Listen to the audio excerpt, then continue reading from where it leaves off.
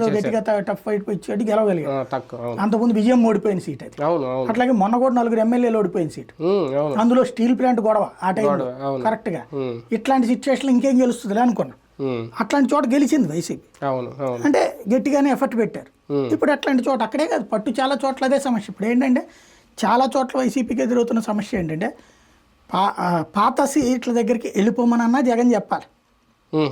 ఈ పాత సీటు అంటే మీకు ఎక్కడ బలం ఉందో అక్కడ. ఇప్పుడు పత్తిపాడు సుచరిత అవును. అమ్మాయిని తీసుకెళ్లి పక్కనకి పెడితే, ఇప్పుడు లేదమ్మా నీ నియోజకవర్గం నువ్వు చేసుకో అంటే ఆవిడ ఇప్పటి నుంచి ఎఫర్ట్ పెడతావు. పెట్టాలి. అవును. ఎందుకంటే బలం కూడా ఉంటది కదా, ఉండాలి, పెంచుకోవాలి. అలా కాకుండా నువ్వు వేరే చోటకి వెళ్ళేటప్పటికి ఇప్పటికే ఆ పాత వాళ్ళకి వీళ్ళకి అప్పుడే గొడవ పోయినే కదా, ఓడిపోయింది సహకరించకపోవడం వల్ల కదా.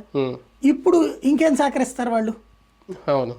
కాబట్టి జగన్ ఈ విషయంలో తొందరగా డెసిషన్ తీసుకుని సెట్ చేయకపోతే ఇట్లాంటి చాలా చోట్ల, ఎందుకంటే రేపు సర్పంచ్ ఎన్నికలు ఉంటాయి, భవిష్యత్తులో ఇంకా ఎన్నికలు ఉంటాయి, దీని ప్రభావం ఎంతవరకు చూపిస్తుంది అనేది ఒకటి. ఎందుకంటే విశాఖలో మొదటి నుంచి కూడా పట్టు తక్కువే వైసీపీకి, ఒక రకంగా టీడీపీకి పట్టు ఎక్కువ, బలం ఎక్కువ.